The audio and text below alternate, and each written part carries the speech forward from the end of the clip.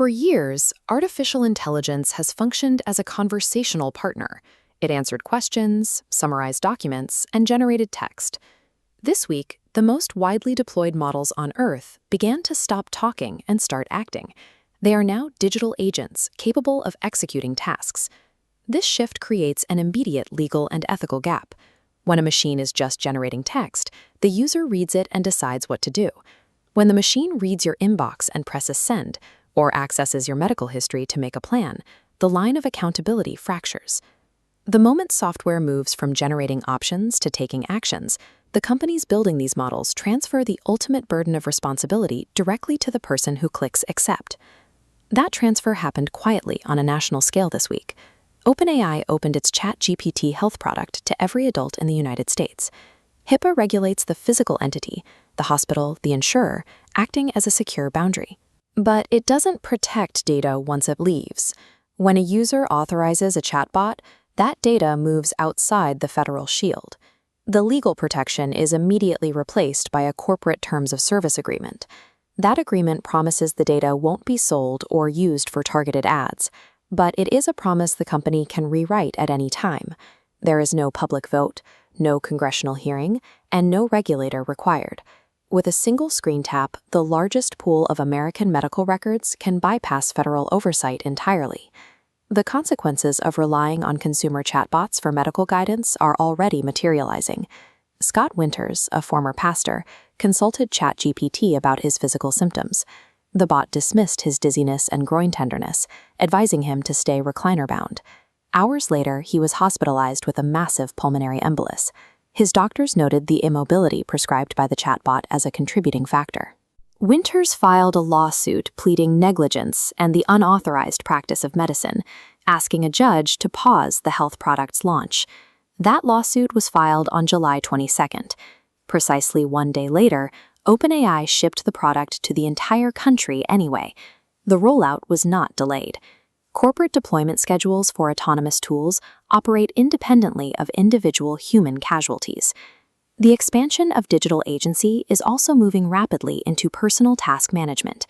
Meta updated its conversational assistant with a new model, Muse Spark 1.1. It can now read a user's connected calendar, analyze their email, and execute multi-step plans.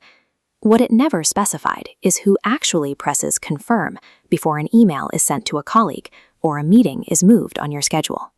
Meta is deploying this agentic access through WhatsApp, bringing autonomous task management to over 1 billion users. In exchange for the convenience of a free digital assistant, the final human confirmation step is being quietly traded away at scale. At the enterprise level, these autonomous capabilities are being tested against hard targets. Anthropic released its newest model, Claude Opus 5, alongside a 193-page system card that graded its own safety and capabilities. Buried in that report are the results from the UK AI Security Institute's cyber range, a simulated enterprise network attack. Anthropic stated that Opus 5 successfully broke into the network. Opus 5's 80% success rate, directly against the Chinese model, Kimi K3, tested on the exact same course.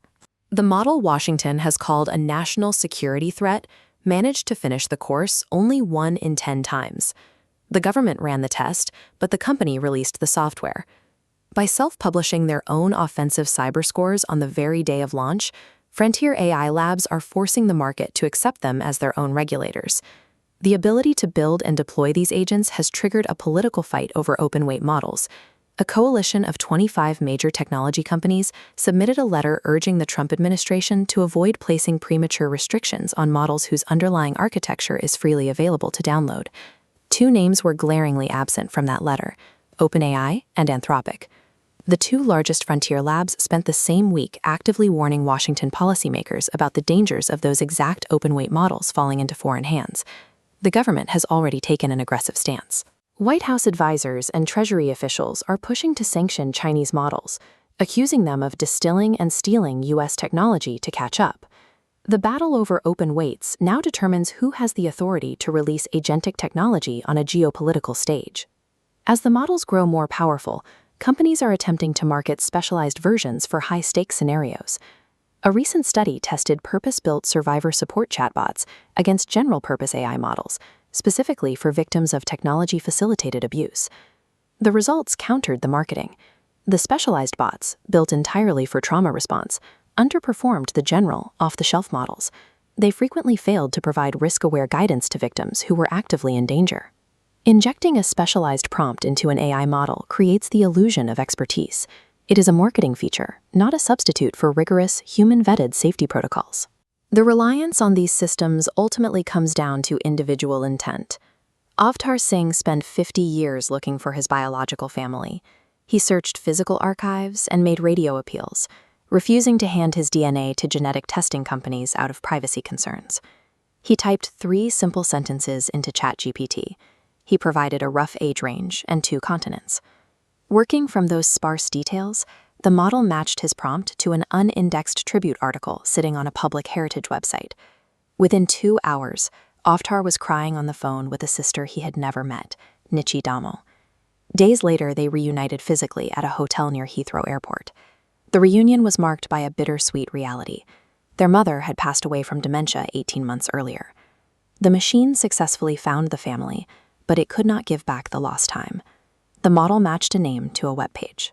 But the resolution, the grace that wrote the tribute, the email sent in friendship, the willingness to answer the phone, required a human being on the other side. The machine had a highly active week. It provided medical directives, reached into private inboxes, solved a network attack simulation, and closed a 50-year search. Every single one of those milestones turned on a human decision. A company decided to publish a score. A patient decided to connect their records. A sister decided to answer a call. As machines learn to act independently, the final and only remaining safeguard is the human standing in the room when it does.